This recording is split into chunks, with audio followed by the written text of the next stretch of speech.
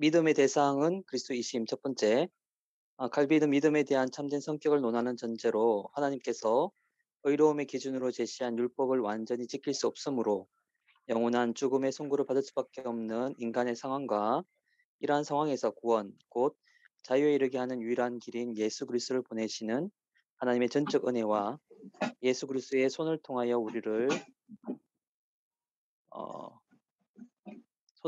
우리를 구원하시는 길을 주시고 예수 그리스도에 대한 믿음 안에서 하나님의 도우심의 손길을 실현하시기 위해서 하나님의 영 곧 성령을 통하여 그리스도를 알게 하시고 천국을 소유하게 하신 원리를 앞서 제시하였다. 그런데 이러한 믿음에 대한 중요성을 강조함에도 믿음의 참된 성격에 대한 오해로 인하여 그릇된 길, 곧 곁길로 가게 하는 경우가 많으므로 바로잡고자 한다. 믿음이 한 분 하나님을 바라보는 것은 분명하다. 그러나 그의 보내신 자 예수 그리스도를 아는 것을 덧붙여야 한다. 그리스도의 광채가 우리에게 비춰지지 않았다면 하나님은 멀리 감추어져 있는 상태로 머물 수밖에 없다.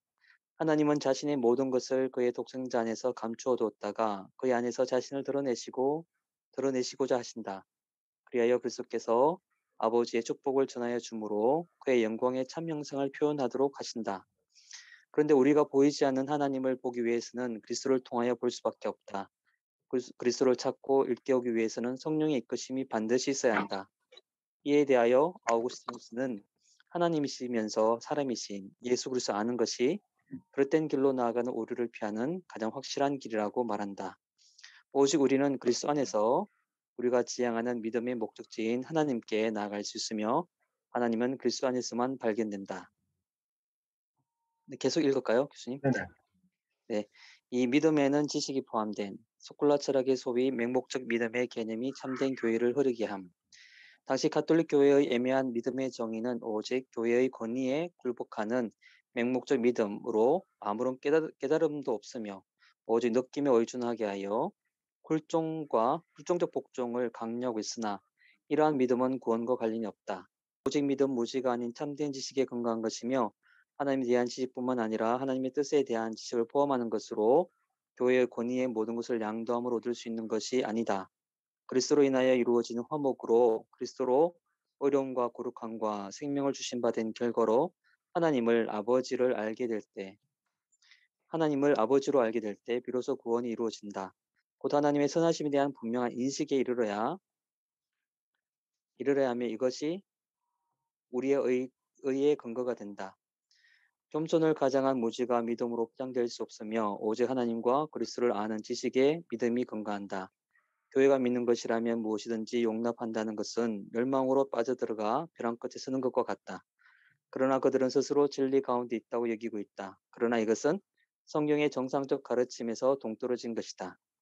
우리의 인식의 한계로 우리는 맹목적인 믿음에 있음을 인정할 수 있다.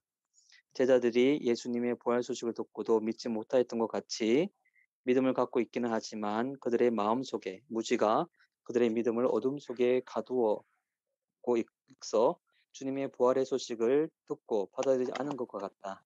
그러나 그리스도의 부활을 몸소 접하고 그리스도의 말씀의 진실성을 발견한 후에 비로소 확실한 믿음을 갖게 되는 것과 같이 믿음은 씨앗이 맹목적인 믿음의 형태로 잠재되어 있었으나 부활의 사실을 경험함으로 싹이 트고 자라며 양육하는 손길, 곧 배움을 통하여 그리스도를 주님으로 고백하며 하나님의 은혜로 진정한 제자가 되는 과정을 거친다. 이를 통해서 우리는 믿음이 단순한 맹목적인 것이 아님을 알 수 있다. 믿음은 그리스도의 말씀을 듣고 받아들이며 그 말씀에 순종하는 것이며 항상 배우며 참된 지식에 이르는 것이다. 3. 믿음과 말씀의 관계와 믿음에 대한 간단한 정의. 믿음은 그리스도를 아는 참된 지식을 가지는 것이다. 이는 그리스도의 복음의 옷을 입는 상태로 그를 영접하는 것에 비유할 수 있다.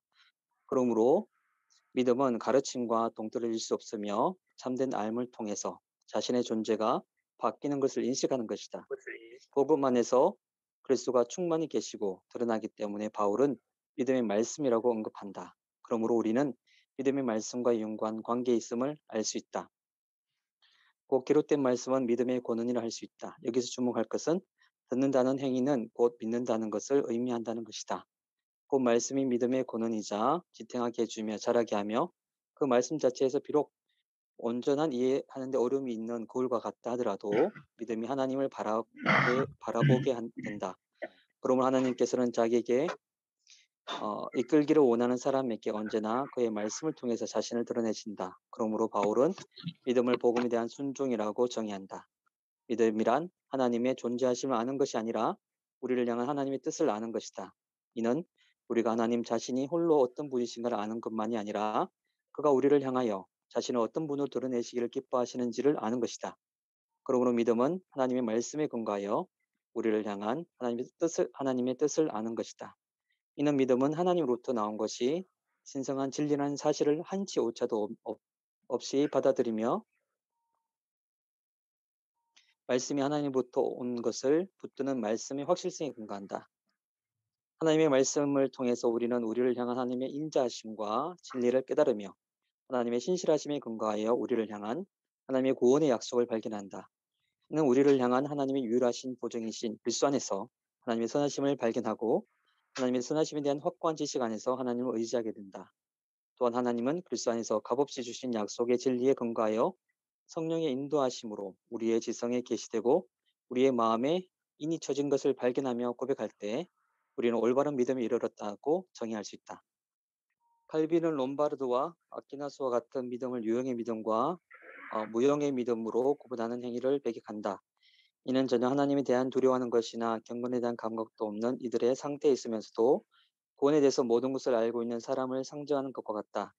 단순한 지적 동의의 차원을 믿음으로 정의하여 하나님을 멸시하는 자들도 성경의 모든 것을 받아들일 수 있게끔 만들어버린다. 그들은 성령의 독특한 선물로서 성령의 역사심 속에서 믿는 일이 시작되고 있으며 성령의 화목의 역사로 하나님께 나아간다는 사실을 관가한다.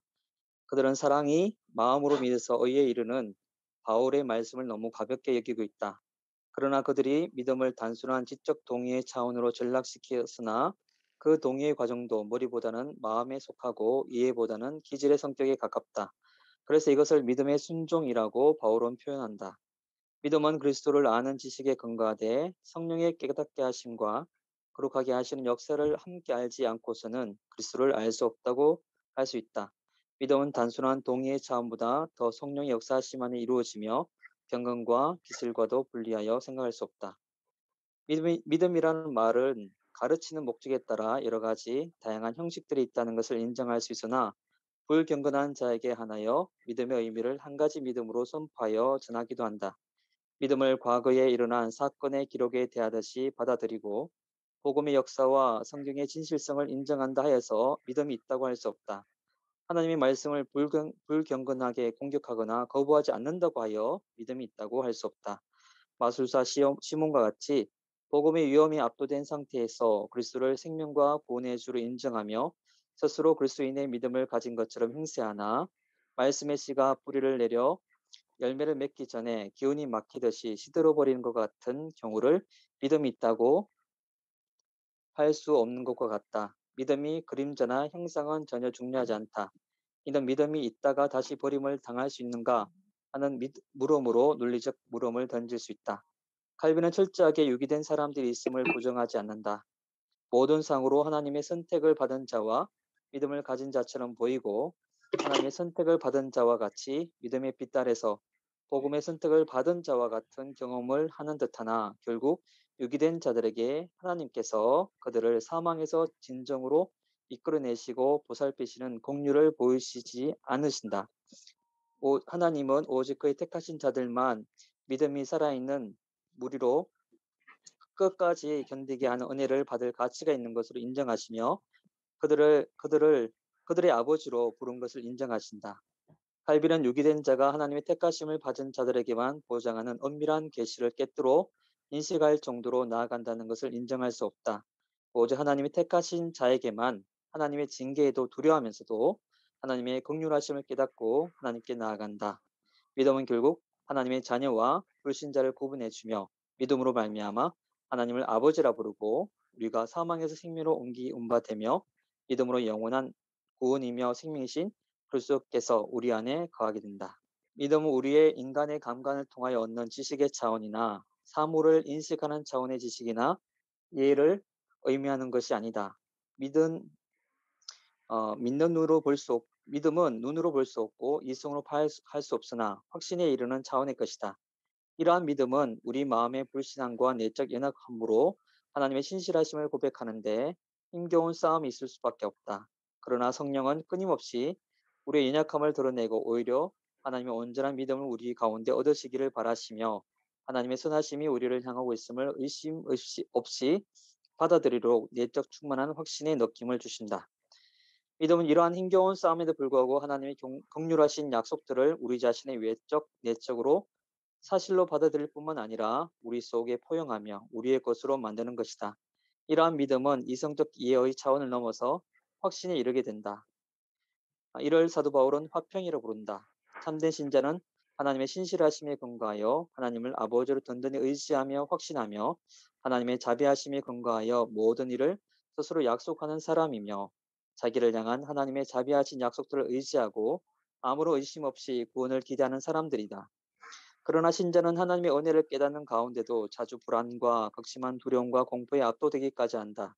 그러나 믿음은 언제나 그러한 불안과 두려움 속에서도 하나님을 향한 갈망을 불러일으키며 어려움과 고난 속에서 끊임없이 하나님을 향한 갈망으로 하나님을 부여잡게 한다. 우리 안에 일어나는 이러한 연약함은 육체의 영을 구분하여 설명할 수 있다. 경건한 사람은 하나님의 선하심을 깨닫는 데 오는 감미로운 느낌에 젖으면서 다른 한편 영혼의 재난을 깨닫고 쓰라린 아픔을 느끼며 한 부분으로 복음의 약속을 의지하면서 또 다른 한편으로 자신의 죄악의 증거로 인하여 두려워하며 갈등한다. 이러한 현상은 믿음의 불완전성에서 기인한다. 이는 육체의 영향 속에서 살아가기 때문이다. 그러나 이러한 상태일지라도 우리는 결코 믿음과 결별하는 것이 아니라 불신앙으로 흔들려 곤란에 빠진다고 하더라도 무적행에 빠지는 것이 아니기에 결국 믿음이 혼란과 두려움을 이기고 승리한다. 지속적인 흔들림 속에서 성장함으로써 결국 하나님을 더욱 가까이 친근하게 느끼고 무지 속에서 혼란함과 어두움은 하나님을 아는 지식의 조명을 받아 점차 사라지며 하나님의 사랑을 분명히 아는 지식 가운데서 하나님의 사랑을 누리는 경지에 이르게 된다. 하나님 향한 작은 믿음이라 할지라도 우리의 마음속에 떨어지면 그 즉시 우리를 향한 하나님의 평화로움과 고요함과 은혜로우신 얼굴을 바라보게 된다. 다윗과 욥의 경우같이 깊은 절망 가운데서도 부르짖게 되는 이유는 하나님의 말씀이 썩지 않는 씨앗으로 말라버리거나 죽는 일이 없이 그 열매를 낸다는 것이다. 성도들이 절망을 갖는 궁극적인 원인은 바로 그들의 눈앞에서 벌어지는 그 황폐함 속에서 하나님의 손길을 느끼는 데 있는 것이다. 욥이 하나님이 자신을 죽일지라도 하나님 향한 소망을 포기하지 않는 것이라 하며 자신의 소망을 선포하는 것을 볼 수 있는 것이다. 지금까지 믿음의 확신을 흔드는 두려움과 떨림을 살펴보았으나 오히려 믿음의 확신을 굳건하게 세워주는 두려움과 떨림이 있다. 이는 신자들이 하나님이 불경건한 자들을 향한 진노를 통하여 경계를 받을 때 자신도 똑같은 과실로 하나님의 진노를 촉발시키지 않으려고 특별히 노력할 때 하나님이 없으신다면 자신들도 그들과 똑같은 처지에 처하게 되는 것을 알고 전적으로 하나님을 의지하는 법을 배울 때 이러한 두려움과 떨림이 그들에게 생기게 된다. 이러한 두려움은 스스로 교만하여 구원에 떨어지는 것을 막아준다. 두렵고 떨림으로 너희 구원을 이루라는 사도 바울의 가르침에서 요구하는 것 같이 우리 자신을 아주 낮추며 동시에 주님의 권능을 높이는 습관을 받아들이라는 것이다.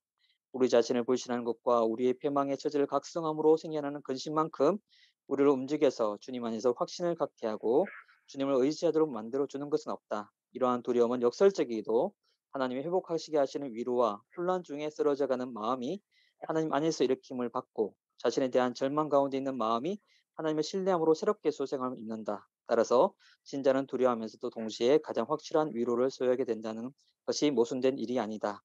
여호와를 경외함으로 여호와 그의 은총으로 나아가라이라는 전제의 말씀처럼 진정한 경건에 이르게 된다.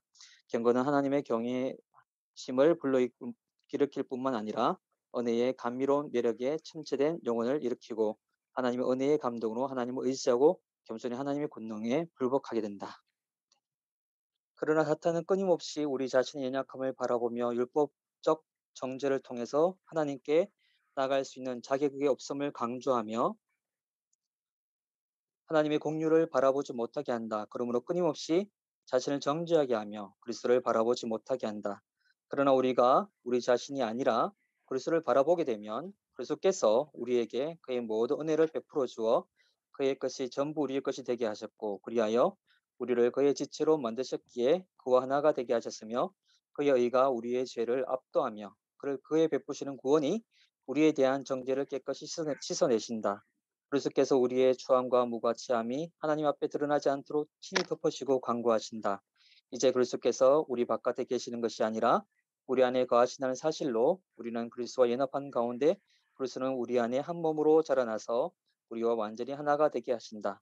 그리스도는 이제 그리스도 안에 있는 구원이 완전히 그리스도 안에서 우리는 그리스도 안에 있는 구원이 완전히 삼킨 바 되어 우리의 믿음은 하나님을 간구하는 간절한 노력을 중단하지 않게 된다. 네. 같이 하시면서 우리 전사님은 뭐 하실 말씀 있으면 뭐 그 말씀 하셔도 좋습니다.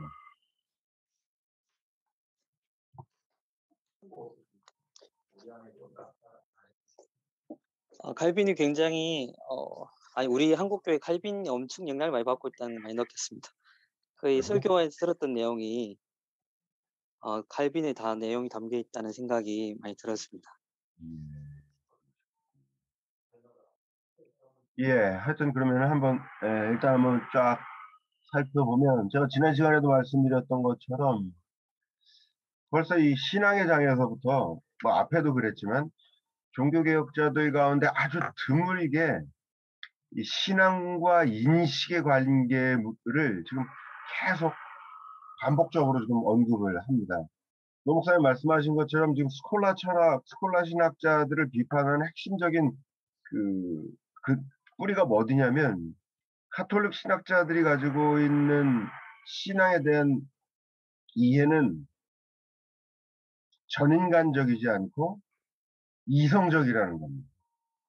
하나님에 대한 관계나 뭐 이런 부분들, 기독교 진리, 하나님에 대한 지식 부분에 있어서 머리로 먼저, 그 다음에 나중에 이제 사랑이 플러스 돼야 뭐 완전한 신앙이다. 이런 입장들을 가져왔던 이유가 뭐냐면 신앙과 이성의 관계에 있어서 로마 교회는 항상 이성의 우위를 지금 가지고 있거든요. 근데 반면에 너무 당연한 얘기지만 칼빈이 얘기합니다. 신앙은 그리스도에 대한 신앙이다. 그리고 그를 통해서만 하나님을 알 수 있다. 너무 당연한 얘기죠. 신앙은 그리스도에 대한 신앙이다.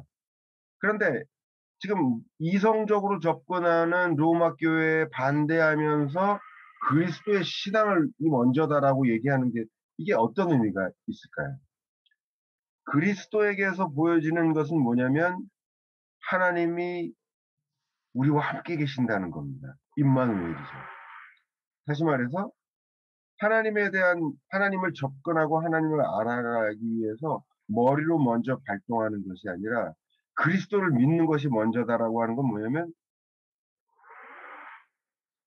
하나님이 그리스도와 함께 하셨던 것처럼 오늘 우리와도 함께 하신다라는 사실을 받아들이고 살아가는 것. 이게 먼저라는 겁니다. 그리고 그를 통해서만 비로소 하나님을 알 수 있게 된다는 겁니다.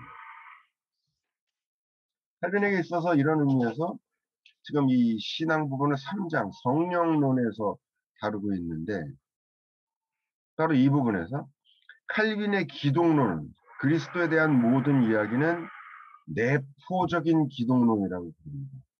무슨 말이냐? 뭘 내포하냐면 신앙인인 우리 자신을 내포하고 있습니다. 그리스도에 대한 모든 이야기들을.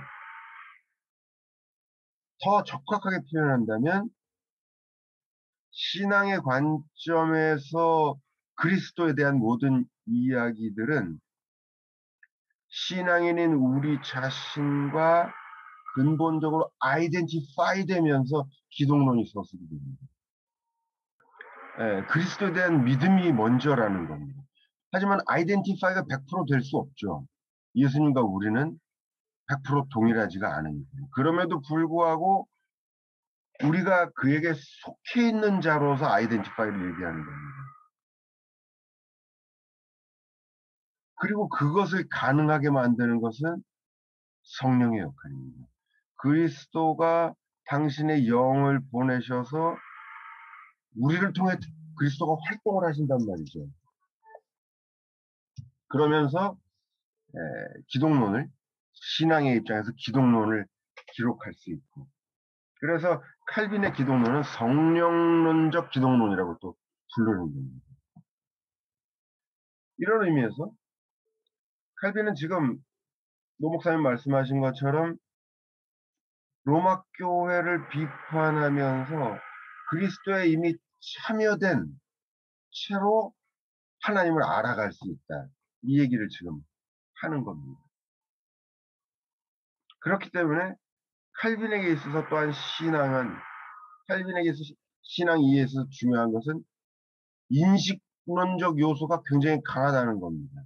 아까 그 지식이라고 번역이 되어 있었던 것 같은데 그 지식이라기보다는 신앙은 맹목적인 것이 아니라 그리스도에게서 이미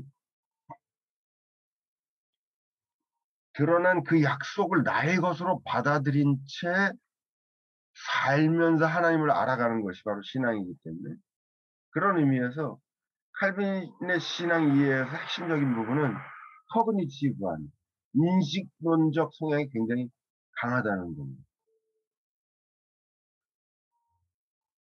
그리고 또 한 가지 중요한 사실은 그렇기 때문에 여기서 성령의 역할이 무엇인가를 언급을 하면서 계속 희망을 얘기를 합니다. 다시 말해서 지난 시간에도 말씀드렸지만 신앙이라고 하는 것은 다시 예수 그리스도는 하나님의 살아계신 말씀입니다. 하나님의 말씀은 무엇인가? 하나님이 당신의 뜻을 드러내는 것이 하나님의 말씀입니다. 그런 의미에서 예수 그리스도는 하나님이 바라고 원하신 하나님의 모든 것을 다 드러내신 분입니다. 이것이 바로 예수 그리스도가 하나님의 말씀이라는 의미입니다. 그리고 그 말씀인 예수 그리스도에게 상응하는 삶을 살아가는 것. 이것이 바로 신앙입니다. 지난 시간에 노 목사님 말씀하셨던 것처럼 이게 바로 아날로기아 피데입니다. 마르트에게 오면은 정확히 정의가 되는. 신앙은 아날로기, 유사하다는 겁니다. 뭐에 유사하냐? 하나님 말씀에 유사하다는 것이고 여기에 하나님 말씀은 대표적으로 마르트가 이미 얘기하지만 예수 그리스도 그리고 성서 그리고 설교 이 세 가지가 하나님 말씀입니다. 하나님이 당신의 뜻을 그렇게 드러내실 때 거기에 상응하는 그래서 그것과 유사한 형태를 가지고 가는 것 이것이 바로 신앙이라는 겁니다. 이것이 바로 유비로서의 신앙이 되는 겁니다. 그 이야기를 이미 칼빈은 지금 계속 하고 있습니다. 그리고 여기서 또 중요한 것은 하나님의 말씀을 그가 약속으로 받아들이고 있다는 겁니다. Why not? 생각하실 수 있겠지만 이것은 굉장히 중요한 포인트입니다. 약속이라고 하는 것은 이미 그 완성과 실현을 내포함에도 불구하고 아직 미래적인 것입니다. 그러니까 신앙은 그에 상응하는 우리의 인간적인 자세로서의 신앙 역시도 이미 완결된 것이 아니라 약속에 대한 화답으로서 약속의 완성과 실현을 위해서 끊임없이 미래로 향해 지금 열려져 있습니다. 그래서 하나님의 말씀이 약속이라고 하는 것은 엄밀한 의미에서 보면 예수 그리스도에게서 실현되고 완성됐지만 아직 우리에게는 여전히 약속으로 지금 남아있는 겁니다. 그렇기 때문에 신앙은 믿는다 그래서 끝나는 것이 아니라 여전히 약속의 완성을 향한 희망 속에서 있습니다. 바로 이 포인트가 몰트만이 종말론적 신학을 전개하면서 칼빈을 근거로 시작을 하는데 바로 칼빈에게서 하나님 말씀을 약속으로 보는 겁니다. 흔히 구약과 신약의 관계에 있어서 구약은 약속이고 신약은 그에 대한 완성이다, 성취다라는 도식으로 이해를 많이 하지만 칼빈에게서는 정확히 그렇지가 않습니다. 칼빈식으로 얘기를 한다면 칼빈에게 있어서 구약과 신약의 차이는 구약은 약속이고 신약은 완전해진 약속입니다. 구약에서 보여줬던 모든 약속들이 예수 그리스도에게 와서 이제 완전한 모습으로 그 약속이 보여지는 겁니다. 그것이 뭐냐? 바로 임만. 하나님이 우리와 함께 하신다는 겁니다. 그런 의미에서 칼빈에게 있어서 신앙은 미래지향적인, 이미 과거적으로 믿음에서 끝났다라는 것이 아니라 종말론적인 성격을 가지고 있다라는 것이 여기서 드러납니다. 교수님이 말씀하시는 게 네네. 제가 갖고 있는 책에는 제가 이렇게 기독교 강의 네네. 그 생명의 말씀사에 나온 4권짜리인데 네네. 거기는 29 오늘 그 주제 항목이 29로 돼 가지고 믿음의 근본이 되는 하나님의 약속이라는 부분이 있어요. 근데 오늘 발제는 그 부분이 안 들어가 있는 것 같은데 네네. 지금 그 약속이라는 주제로 해서 나와 있거든요. 네. 그리고 여기에 보면 제가 아까 여기 보면 그 복음은 하나님의 말씀이다. 복음은 또 하나는 복음은 화목하게 하는 직분이다. 이런 구절들이 나오더라고요. 네. 네, 그래서 요걸 보면서 저는 그 바르트가 거의 칼빈의 근본을 두고 있다는 이야기가 좀 네. 맞습니다. 그러니까 어떨 때는 이해가 안 되는 부분도 막 좀 어려운 부분도 있어요. 이해가 안 되는 부분이 막 혼자 읽어가기가 좀 잘 이해 안 되는 부분이 있는데 어떤 데는 이렇게 좀 이렇게 잘 줄 그으면서 이렇게 따라가 보니까 오늘 지금 교수님 말씀 들으니까 이해가 좀 확 오는 것 같아요. 네. 그리고 지금 사실은 칼빈도 칼빈의 출발점이 이제 이건 바르트가 말씀을 하시니까 바르트가 본 칼빈, 물론 이제 바르트가 칼빈의 선에서 있습니다만은 바르트가 칼빈을 비판하는 결정적인 지점을 보면 칼빈이 아직 기독론 중심으로 완전하지 않다 이런 얘기를 많이 합니다. 다시 말해서 칼빈 스스로가 신앙은 그리스도된 신앙이라고 계속 강조를 함에도 불구하고 아직 칼빈에게 있어서 이 그리스도 중심으로 사고한다라고 하는 것이 완전하게 자신의 신학 속에서 실현되지 않고 있는 경우를 봅니다. 그거는 이제 어떤 부분들이냐면 보시다 보면 좀 깝깝한 느낌이 드는 부분들이 있어요. 가령 예를 들어서 그렇죠. 일시적인 신앙 이런 문제들 있잖아요. 그다음에 유기된 자 부분도 아까 얘기가 나왔는데 사실 이런 부분들은 신학의 입장에서 더 정확히 표현한다면 신학적으로 말할 수 있는 한계를 벗어나는 얘기들입니다. 무슨 말이냐?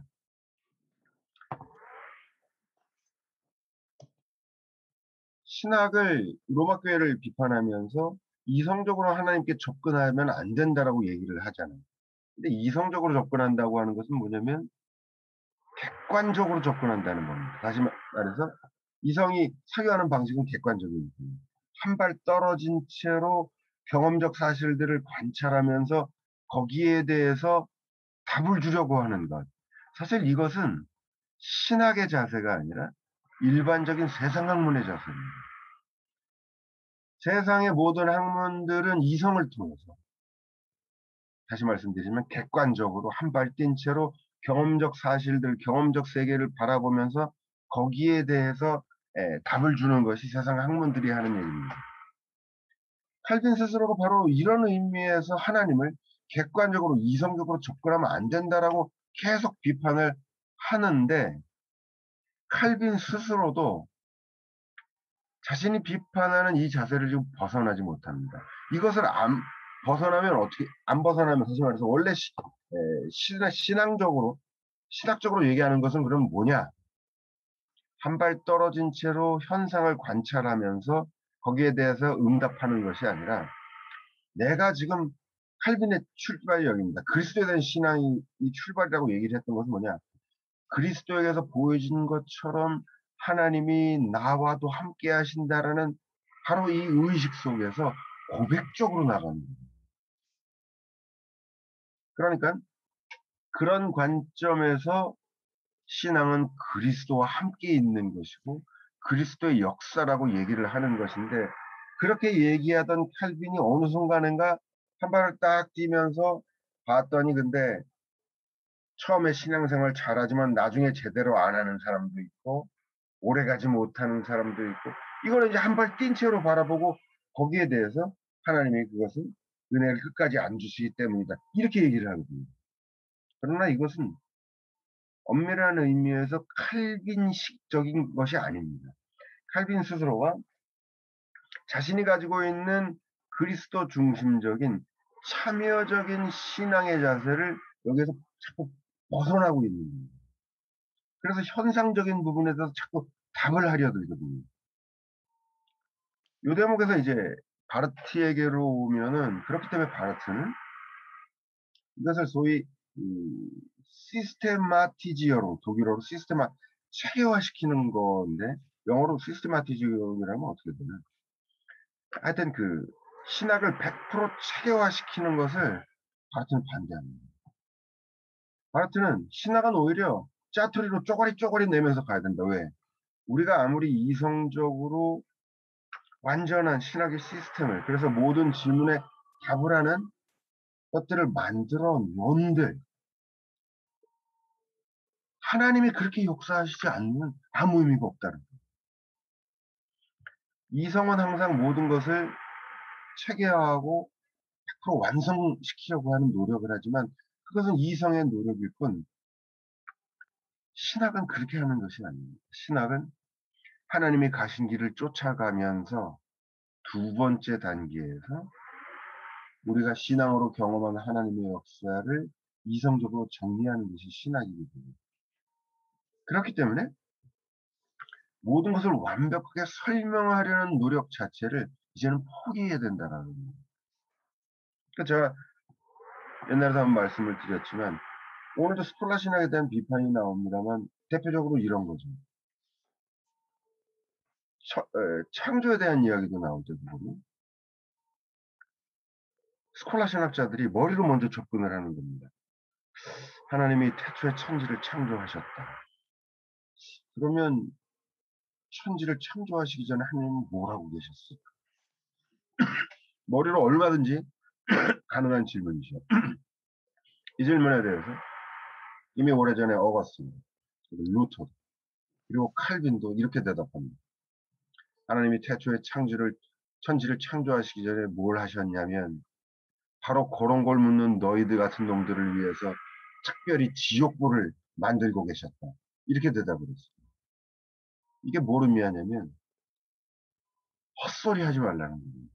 그것은 신앙적인 질문이야. 신앙적인 질문은 뭐냐?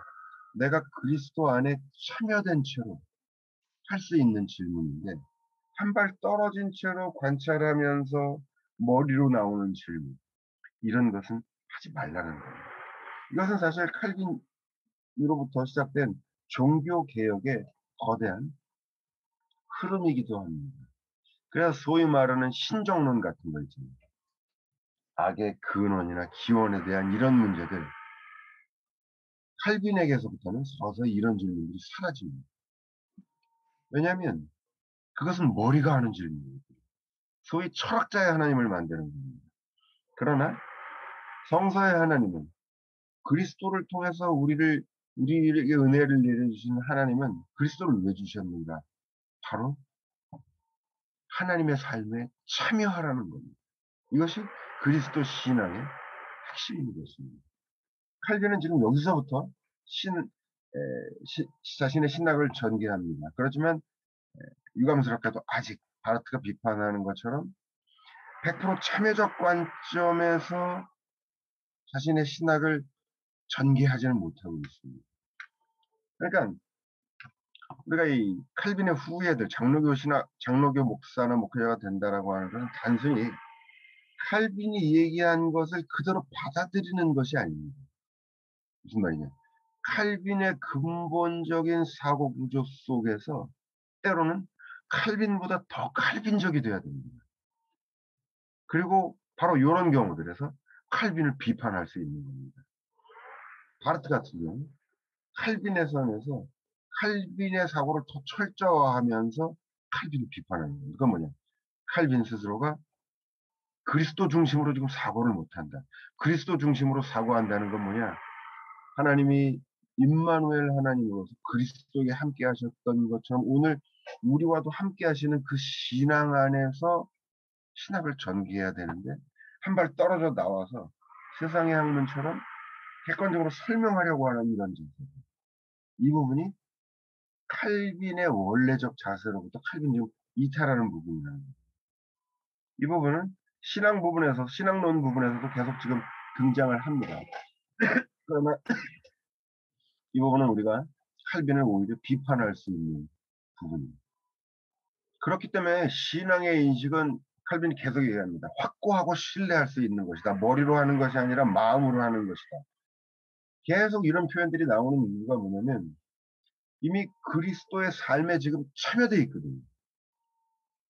머리로 접근을 할 때는 삶이 참여가 안 되어 있기 때문에 아까 그 동의 그 로마 교회가 가지고 있는 번역이 어떻게 됐는지 모르겠습니다만 마음으로 머리로 먼저 오케이 하고 그 다음에 마음이 따라가는 이런 구분이 없다는 이유가 칼빈에게서 왜냐하면 참여되어 있기 때문에 이미 마음으로서 근데 여기서 한 가지 우리가 주의해야 될 것은 마음이라고 뭐 어떻게 지금 우리 번역이 되어 있는지 모르지만 칼빈이 시동일가 얘기하는 것은 이것이 결코 단순히 심리학적인 부분이 아니라 삶의 참여를 지금 얘기하는 거예요. 그렇기 때문에 확고하고 그런 얘기를 칼빈이 지금 계속하고 있는 겁니다. 그것이 바로 이제 신뢰라고 하는 피두치아라고 하는 칼빈에게 있어서 중요한 부분입니다. 제가 이 채팅창에 하나 쓰겠습니다. 그러니까 칼빈의 신앙 부분에서 중요한 것이 첫째는 코그니치오, 인식론적 부분이 인식론적 성향이 굉장히 강합니다. 둘째는 피두치아. 이것은 이 모든 것은 피두치아는 이제 신뢰라고 볼 수 있는데 이것은 이 코그니치와 피두치아가 칼빈의 신앙 개념의 핵심을 이루는 것은 뭐냐면 내가 삶을 걸고 지금 참여되어 있기 때문에 그래서 나오는 개념들입니다. 칼빈이 계속 로마 교회를 비판하는 것은 바로 이 부분에서 삶이 참여되지 않은 채로 머리로 접근하는 부분을 지금 계속 비판을 지금 하고 있는 겁니다. 계속 그리스도를 또 강조하죠. 고린도후서 1장 20절에 보면 하나님의 모든 약속은 그리스도 안에서 이해가 되니 그런즉 그로 말미암아 우리가 아멘하여 하나님께 영광을 돌리게 되는 이게 재미있는 현상인데요. 모든 약속은 그리스도 안에서 이해가 된다. 이게 뭐냐면은 그리스도 안에서 하나님이 우리를 향해서 예스, 노가 아니라 그리스도 안에서 우리를 향해서 예스를 하신다는 겁니다.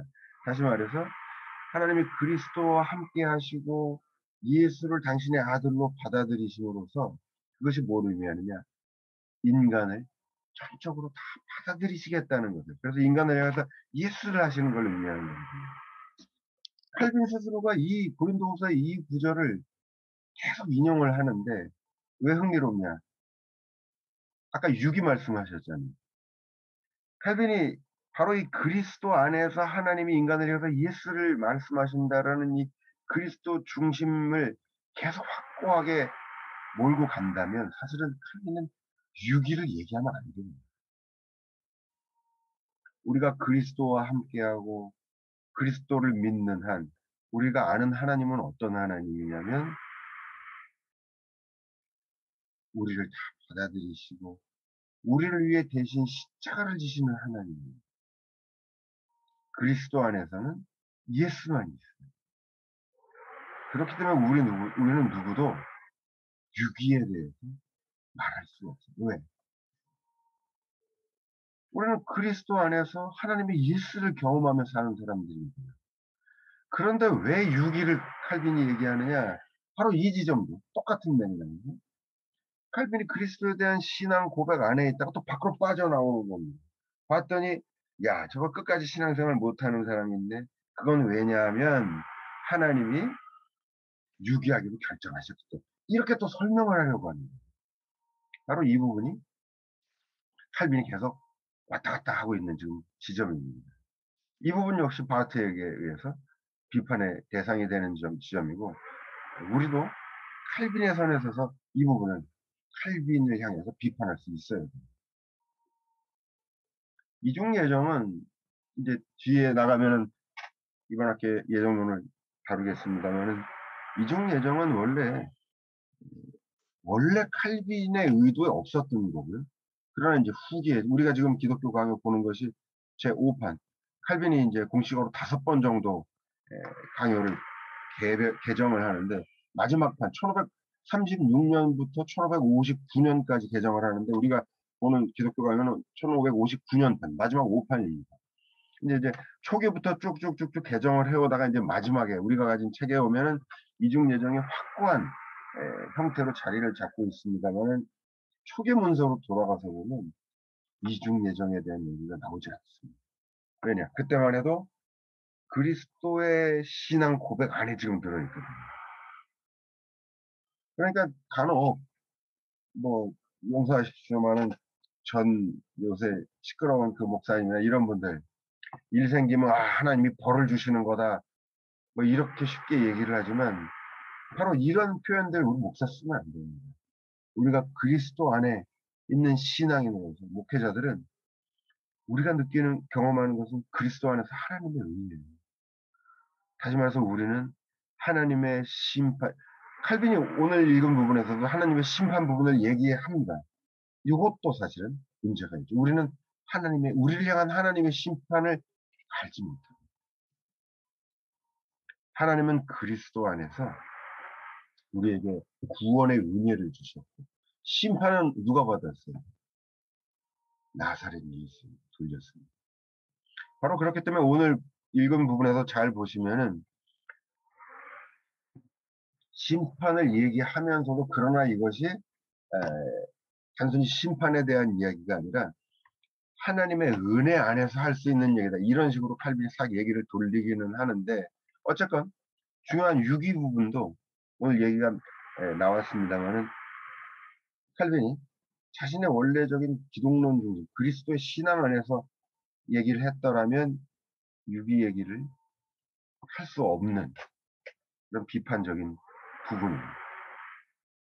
그 빌립보 2장에 두렵고 떨림으로 구원을 이루라에 너희 구원을 이루라고 하는 너희라고 하는 건 개인 구원이 아니고 무슨 공동체적으로든지 더 나아가서 피조 세계 전체를 이야기하는 뭐 그런 의미고 그저 구원 받았습니까? 죽어봐야 알지 어떻게 알아요? 라고 썼는데 이 대목을 계속 제가 지금 그 5페이지에 그 뱅뱅 돌아서 믿음의 확신, 두려움과 떨림으로 구원을 이루라고 하는 요 대목 조금 설명 좀 해주시겠어요? 예, 그 부분이 사실은 다음 시간에 이제 회계 부분에서 사실 얘기가 될 부분인데 굉장히 중요한 포인트인 게 뭐냐면은 이 신앙의 부분을 그러니까 목사님 말씀하신 것처럼 이제 죽어봐야 알지 맞습니다. 그런데 이제 사실 구원 부분은 이제 요거는 이제 사후세계 부분하고도 또 관련이 있지만 그러나 이제 종교개혁 이후로 칼빈도 그렇고 루터도 그렇고 오늘날까지도 그렇습니다. 사실 사후세계에 대해서 정확하게 얘기할 수 있는 사람은 사실 아무도 없죠. 죽어본 사람이 없기 때문에. 그러면서 구원에 대한 모든 논의는 사실은 사후세계가 아니라 신앙 안에서 신앙의 한 부분에 지금 포커스가 맞춰 있단 말이죠. 그런데 칼빈은 다음 시간에 이제 나오겠습니다. 바로 이 두렵고 떨리는 부분이 뭐냐면 회개에 맞춰져 있거든요. 칼빈은 신앙을 철저한 회개의 과정으로 보는 겁니다. 신앙을 왜 회개의 과정으로? 사실은 회개의 과정이 아니라 좀 더 긍정적이고 적극적인 차원으로 어떤 진보를 도덕적 진보를 보이는 거라든가 이런 부분으로 나갈 수 있는데 오히려 네거티브한 측면을 칼빈 계속 지금 다음 장에 보시면 나옵니다. 칼빈에게 있어서 회개는 여보세요? 신앙의 결정적인 포인트인데 그런 의미에서 빌립보서에 지금 말씀하신 그 구절도 두렵고 떨리는 마음으로 그러니까 신앙 안에서 우리는 참으로 즐겁고 행복하게 신앙의 진보를 보여야 되겠지만 역으로 칼빈은 신앙 자체가 끊임없는 평생의 회개의 과정으로 본단 말이에요. 저는 이 부분이 중요한 포인트라고 봅니다. 왜냐하면 신앙생활을 하면서 우리가 구원을 이루어가는 이 과정 속에서 어떤 위험이 도사리고 있냐면 항상 인간의 공로 부분이 도사리고 있습니다. 그러나 신앙생활 오래 하다 보면 당연하죠. 우리가 잘 아는 복음서에 포도원의 주인이 아침에 와서 일꾼을 부르고 점심 때, 저녁 때 각각 불러가지 않습니까? 나중에 저녁 때 숙삭을 좀 똑같이 주니까 대번에 아침부터 와서 일한 노동자가 항의를 하는 겁니다. 저도 이제 목회를 동에서 한 10년 정도 하다 왔는데 설교를 이렇게 하면서 가장 그 시험에 많이 드는 교인들이 시험에 많이 드는 대목들이 바로 이런 구절들입니다. 혹은 탕자의 비유에서 큰아들 부분. 이성적으로 생각을 해보면 왜 공평하지가 않지 않다는 거죠. 아침부터 일한 사람이 더 많이 받아야 되고 큰아들이 작은 아들보다 더 대우받아야 되는 거 아니냐. 이 부분이 이제 신앙생활을 하면 할수록 계속 걸리게 되는 문제들입니다. 그런데 이 모든 문제를 해결하는 부분은 뭐냐면 너희가 행했던 모든 노력들은 사실은 내가 한 것이다. 여기 이 부분을 놓쳐서는 안 되는 거예요. 그러니까 신앙생활 우리 오래 하다 보면 나이 든 권사님이나 장로님들 목사가 칭찬하지만 하나님이 하신 거죠. 바로 이 포인트입니다. 여기까지 가야 되는데 이게 말은 그렇게 할지 몰라도 실제로는 내가 했는데 이렇게 되는 거죠. 그렇기 때문에 포도원의 비유에서도 주인이 얘기하는 겁니다. 내 것 갖고 내 마음대로 하는데. 그다음에 탕자 아버지도 야 큰아들더러 얘기하면 내게 다 네 거 아니야? 이 말은 뭐냐? 네가 여태까지 해왔던 모든 것들은 내가 있었기 때문에 가능하다는 겁니다. 바로 그렇기 때문에 오랜 세월 신앙생활을 한 분들 이 안에서 보면 사실 서로 잘했어요, 훌륭합니다. 칭찬들은 잘 하는데 가장 결정적인 게 빠져 있습니다. 그건 뭐냐? 회개를 잘 안 합니다. 신앙생활 오래 하면 오래 할수록. 그러나 칼빈이 봤을 때 신앙의 계속 평생의 과제는 뭐냐? 부단한 회개입니다. 항상 원점에서 돌아와야 됩니다. 그럼 내가 여태까지 했던 건 뭐냐? 그건 내가 한 게 아니라는 겁니다. 항상 이 마음으로 평생을 살아가야 된다는 겁니다. 그런 그 맥락에서 목사님 말씀하셨던 다시 두렵고 떨리는 마음으로 구원을 이루어가야 된다는 것이 이해가 돼야 되지 않나. 그리고 그것이 칼빈적 의미에 부합된다라고 생각합니다. 교수님, 네네. 예, 질문해도 네네네, 괜찮습니까? 맞습니다. 그러니까 우리가 구원을 자꾸만 죽고 난 이후에 어딘가 천국이라고 하는 그곳으로 가는 걸로 구원을 받는다고 생각하기 때문에 네네. 이제 그런 질문들이 나오는데 저는 구원을 현재적으로도 한번 생각해 볼 수 있다고 생각을 하거든요. 그게 뭐냐면 지금 구원을 받는다는 게 이 세상으로부터 하나님께로 가느냐거든요. 지금 이곳에서. 그러면 그 사람이 구원을 받은 거고 그렇게 구원을 받은 사람은 세상에서 줄 수 없는 기쁨을 누리고 그런 걸로 나타난다라고 보고 그거는 구원의 결과로 나타나는 거고 구원은 지금 이곳에서 하나님을 만나고 살아가느냐이지 죽고 난 뒤에 천국 가는 거는 내가 믿든 안 믿든 가거든요.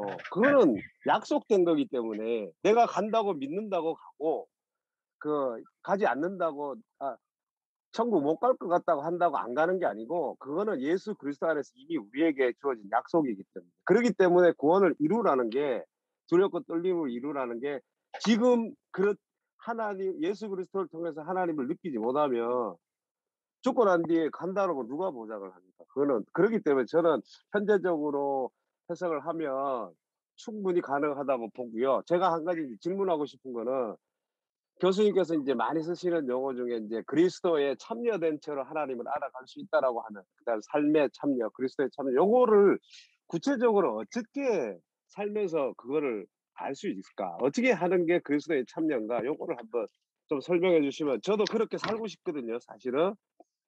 그 얘기를 다른 방식으로 좀 하고는 있는데 우리 교인들한테도 조금 더 구체적으로 하면 제가 우리 교회에 가서 설교할 때도 좀 더 설명하기가 좋겠다 이런 생각을 합니다. 그리스도에 참여된 채로 오늘을 살아간다. 그 좀 삶에서 어떻게 예를 드실 수 있는지 한번 말씀해 주시면 좋겠습니다. 구체적으로는 이제 이렇게 되겠죠. 그러니까 칼빈에게 있어서 그리스도라고 하는 개념은 루터와는 달리 그리스도의 실제적인 역사적인 현존을 의미하지 않는다라는 사실은 뭐 말씀을 드렸습니다. 무슨 말이냐? 루터 같은 경우는 이제 성찬식 같은 거 할 때 리얼 프레젠스를 얘기합니다. 성물에 그리스도가 지금 실제로 현존한다고 얘기를 해버리거든요. 칼빈으로 넘어오면은 그 얘기를 하지 않고 성령을 얘기하죠.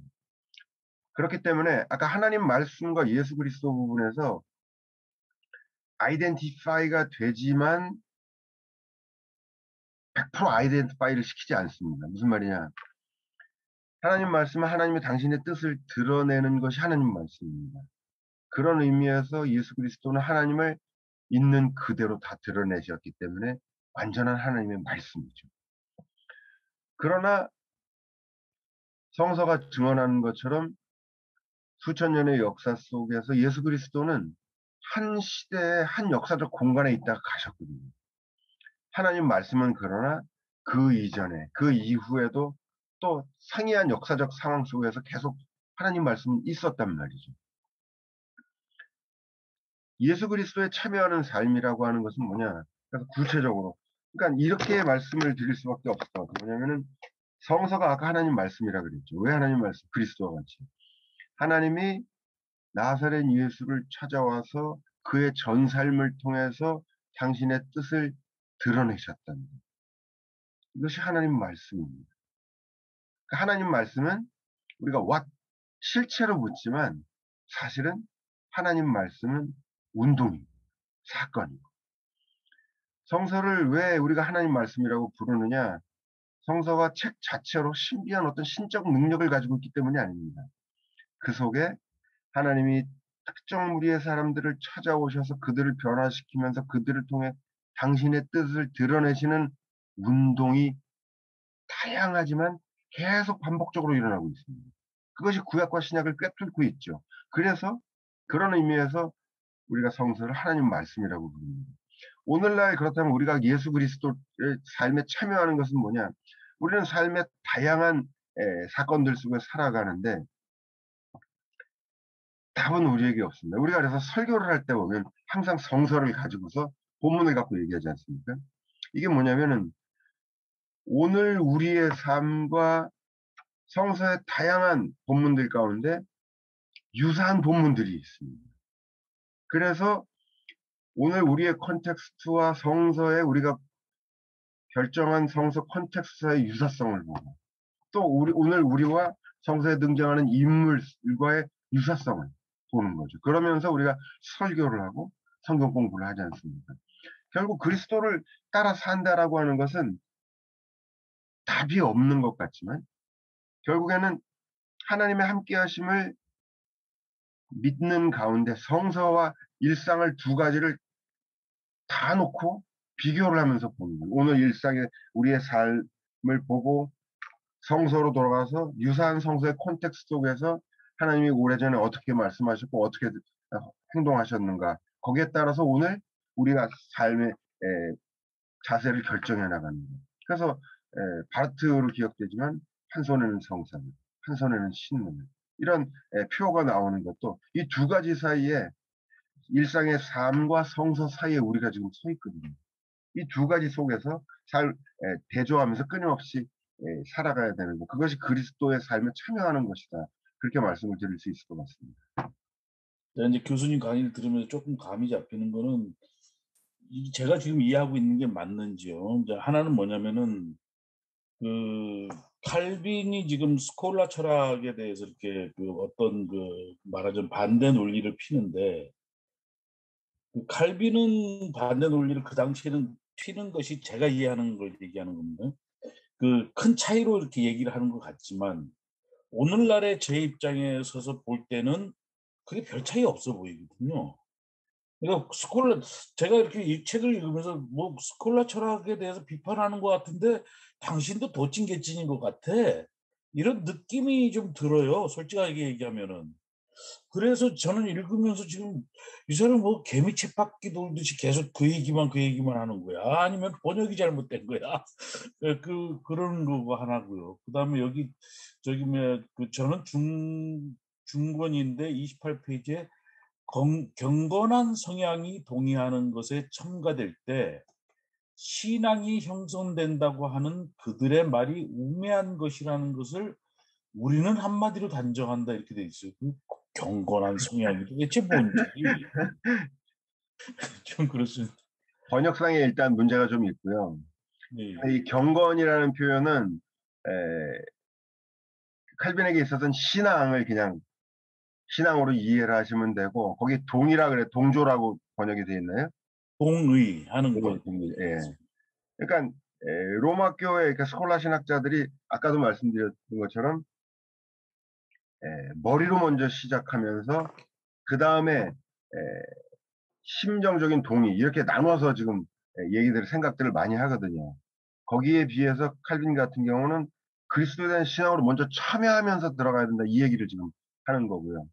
그다음에 처음에 말씀하셨던 칼빈의 책에 읽었을 때 어려움 사실은 칼빈뿐 아니라 바르트도 읽으면 처음에 유사한 어려움들을 갖게 되는데 사실 이 개혁교회 신학자들의 책들이 처음에 읽기 힘든 게 바로 그런 부분입니다. 뭐냐면 이게 이제 특히 이제 중세 때 가면 프롤레고메나라 그래서 서론 부분을 이제 씁니다. 신학자들이 쓸 때.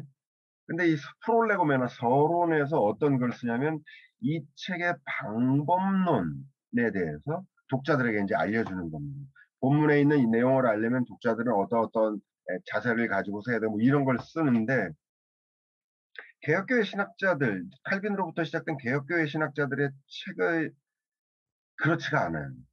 특별히 이제 그 기독교 강요 같은 경우는 지금 1권 1장에서 11장까지가 소위 이제 프롤레고메나 서론에 해당되는 부분인데 뭐가 문제냐면은 독자들 입장에서 보면 개혁교회 신학자들 칼빈 뭐 바르테는 굉장히 불친절한 작가들입니다. 왜냐하면 최소한 서론 부분에서 프롤레고메나 부분에서 독자들의 단계로 내려가서 그들을 작가의 수준으로 끌어올려가면서 글을 써야 되는데 개혁교회 신학자들은 처음부터 딱 자기 선에서 서론에서부터 자기 선에서부터 쭉 계속 써나갑니다. 그러니까 독자들이 처음부터 이 작가와 같은 선상에 서 있지 않으면 처음부터 끝까지 하나도 이해를 못하게 돼 있습니다. 그러면 이 차이가 어디서 나오느냐? 그거는 바로 뭐냐면 신앙을 전제한 채 사고하는 겁니다. 이게 참 당연하다고 생각이 되실 수 있는데 예를 들어본다면 우리도 이제 신학교 다닐 때요. 신학적으로 사고하는 법을 배운다 뭐 이런 표현을 많이 썼는데 사실 우리가 신학적으로 사고하는 법을 많이 배우지 못했어요. 지금 칼빈 같은 경우도 오늘 제가 비판적으로 몇 가지 지적을 했습니다만은 신앙적으로 사고한다는 것은 뭐냐면 아까도 말씀드렸잖아요. 그리스도에 대한 신앙을 전제한 채 사고하면은 우리는 유기에 대해서 말할 수 있고 또 한 발 떨어진 채 현상을 설명하듯이 말할 수 없고 바로 이런 것들이 신앙을 전제하면서 사고하는 겁니다. 그런데 우리는 너무나 당연하게 목사드리면서도 그 하나님이 벌 받아서 그런 거 이렇게 얘기를 하잖아요. 그렇게 말한다는 건 뭐냐면 벌써 신앙으로 한 발 떨어진 채 관찰하면서 얘기하는 겁니다. 그런데 최소한 칼빈에게서부터 신앙을 전제하면서 그리스도의 신앙 안에서 하나님은 어떻게 얘기해야 될까? 성령은 어떻게 해야 될까? 교회는 어떻게 이 신앙 안에서 사고가 칼빈에게서부터 최소한 시작이 되고 있거든요. 그래서 거기에 이제 칼빈의 위대함이 있는데, 말씀드렸던 것처럼 칼빈 책 읽기가 어려운 것은 왜냐하면 우리 스스로가 칼빈을 읽을 때 칼빈과 같은 선상에서 우리도 같이 사고를 해나가야 됩니다. 칼빈이 이 얘기를 왜 할까, 이게 아니라 내가 신앙의 입장에서 신앙의 입장에서 내 신앙은 뭘까, 이걸 같이 사고를 하면서 내 신앙을 보면서가 나가야 되거든요. 그렇게 해서 같이 사고를 하다 보면 아까 말씀드렸던 것처럼 칼빈보다 더 칼빈적이 될 수 있고, 심지어 칼빈에게서 당신은 칼빈적이지 못해하고 칼빈에게 오히려 비판할 수도 있습니다. 이것을 가장 극적으로 시종일관 관철해낸 사람은 사실 바르트였습니다. 그래서 후대에 이제 바르트에 대한 많은 비판들이 있기는 하지만 바르트는 항상 옳습니다. 네, 칼빈을 가장 첨예하게 몰고 나갔거든요. 근데 너무 논리적으로 첨예하게 몰고 나가서 오히려 그게 문제긴 한데, 그렇습니다. 일단 칼빈을 읽으면서 부딪히게 되는 어려움들은 이제 그런 부분 때문에 있는 것이고, 오늘 읽은 부분에서 말씀드리고 싶은 것은 몇 가지. 첫째, 칼빈 스스로가 신앙을 머리로 한 발 떨어진 채 하나님에 대해 지식을 얻는 것이 아니라 참여하면서 얻는 것으로 보고 있다는 사실. 그것이 바로 그리스도에 대한 신앙을 강조하는 의미고요. 그러나 자신 스스로도 들어갔다 나왔다 하는 부분이 지금 보인다라고 하는 겁니다. 하지만 이것만 해도 그래서 굉장한 현대신학의 발판을 놓는 굉장한 결정을 지금 칼빈이 하고 있는 겁니다. 예, 또 관련해서 말씀하실 내용들이 있으시면 찾아보겠습니다. 로마 교회가 왜 맹목적 믿음 탓해서 그 사랑이 없는 아까 그렇지. 예. 임플리치타 그- 피데. 예. 네, 그걸 왜 구분했죠? 왜 구분했는지. 그러니까 이제 그것 자체가 신앙을 한 발 떨어진 채 또 보는 거예요, 신앙인들은. 그러니까 신앙에 대한 이야기는 그리스도의 은혜 안에서 나오는 얘기가 아니라, 봤더니 저기 믿음의 요소가 보이기는 하는데 진정한 믿음으로는 볼 수 없고, 어떤 믿음은 보이는 사랑이 없는 것 같고, 이 임플리치타라는 게 맹목적이라고 표현을 했지만 사실은 번역이 되어 있지만 좀 더 그 원어에 가깝게 얘기를 한다면 뭐 얽혀 있는 겁니다. 지금 순수한 신앙의 형태가 아니라 뭐 불순물이 얽혀 있는 그런 신앙이거든요. 그거 역시도 대표적으로 로마 교회의 신학 방법론이죠. 객관적으로 관찰하면서 가는 겁니다. 봤더니 그러면 이제 온갖 문제가 다 나와요. 처음에 열심히 신앙생활하다 중간에 끊어진 사람들, 혹은 뭐 신앙생활 전혀 안 하다가 죽기 전에 신앙생활하는 사람들, 이런 모든 복잡한 문제들의 답을 해야 되는데 신학은 그렇게 하는 것이 아니거든요. 칼빈이 비판하는 주된 요지는 로마 교회가 가지고 있는 신학의 방법론입니다. 한 발 떨어진 채 관찰하면서 보고 있거든요.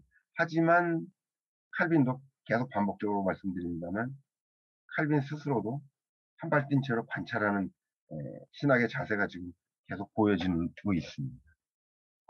그렇게 이해하시면. 그 유형의 믿음과 무형의 믿음을 이렇게 칼빈이 롬바르도와 아퀴나스 비판하는데, 야고보서의 행함이 없는 믿음이 무형의 믿음하고 관련 있다고 볼 수 있는지. 사실 그 논의가 그닥 큰 의미가 없어요. 왜냐면은 칼빈식으로 정확히 얘기를 한다면 믿음 자체가 이미 행함이고, 야고보서의 그러니까 무형, 유형, 그러니까 외적인 것으로 판단되지 않습니다. 외적으로 판단되는 순간 뭐가 있냐면 아까 얘기한 인간의 공로라든가 소위 신인 협력설의 위험을 갖고 있기 때문에 칼빈이 아주 의도적으로 외적인 부분을 자꾸 끊어내려고 합니다. 그 부분은 로마 카톨릭이 또 주장하는 부분이기도 하고. 하나님 그러니까 100, 네, 하나님 말씀. 100%, 사람 100% 이렇게 아니 하나님 50%, 하나님 사람 50% 이렇게 100% 된다는 게 신인 협력설인가요? 50대 50이죠, 뭐. 50대 50. 예. 그러니까 인간의 공로도 인정받아야 된다 이런 건데 그 부분은 이제 루터 칼빈이 다 노를 하고 있는 건데 근데 아주 흥미로운 것은 그게 이제 사실 어거스틴서부터 시작이 되죠. 어거스틴과 펠라기우스 논쟁부터. 펠라기우스가 사실은 나쁜 놈이 아니거든요. 독실한 기독교인입니다. 근데 이제 이런 거죠. 아, 그래도 인간의 노력도 뭐 전적이진 않지만 어느 정도 인정돼야 되지 않겠느냐. 중세로 넘어오면서 루터가 이제 에라스무스랑 또 그거 갖고 또 싸움을 벌입니다. 중세 종교 개혁을 일으켰을 때 에라스무스를 위시한 휴머니스트들은 루터의 가장 든든한 우군이었거든요. 딱 10년 지나고 나서 결별합니다. 에라스무스가. 그 지점도 바로 뭐냐면 에라스무스가 인간의 자유의지를 얘기합니다. 에라스무스 대단히 독실한 기독교인이거든요. 신약 성서를 직접 번역해내기도 하고 에라스무스의 얘기도 이겁니다. 하나님의 전적인 은혜를 줬지만 그래도 인간 편에서 어느 정도는 노력하지 않냐. 걷다 대고 칼빈이 루터가 책을 쓰는 겁니다. 노예의 의지에 대하여. 인간의 의지는 자유의지가 아니라 하나님을 따르는 노예의 의지뿐이라는 겁니다. 그리고 결별해버립니다. 칼빈 역시도 마찬가지고. 이 얘기는 우리가 다음 시간에 또 한 번 하겠지만 어떤 의미에서건 인간 편에서의 행위 부분을 칼빈은 드러내지 않으려고 노력을 합니다. 이것이 행위를 안 해야 된다는 얘기도 결코 아닙니다. 그것은 인간에게 돌리지 않겠다는 겁니다. 철저하게 하나님 편의 몫으로 돌리겠다는 의도거든요. 얘기가 좀 길어서 이 부분은 다음 시간에 한번 말씀을 더 드리겠습니다. 믿음과 소망에 대해서는 오늘 못 다뤘는데 사실 끝에 가면 믿음과 소망에 관해서 이야기가 돼. 이런 구절이 하나 있더라고요. 믿음은 그 위에 소망이 자리하고 있는 기초이고 소망은 믿음을 먹이고 지탱시킨다. 사실 그 지금 중요한 그 부분이 가지고 있는 폭발력은 어마어마합니다. 더더욱이 신비주의라든가 뭐 여기 순복음 목사님 안 계시죠? 신앙을 어떤 신비한 어떤 현상 속에 가두려고 하는 분들에게 있어서 지금 칼빈의 그 희망과의 연결점은 바로 그 부분이 희망이라는 말이 맞아요. 소망이라는 말이 맞아요. 같은 번역. 얘기인데 희망으로 하시죠, 뭐. 아까 이 말씀하신 책은 소망으로 돼 있어요. 이 책은 소망으로 돼 있는데 네.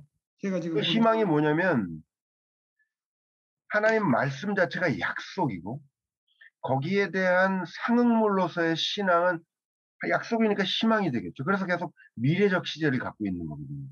희망을 갖고 있으면 어떻게 되겠습니까? 희망을 갖고 삶을 걸고 살아가야 된다는 거죠.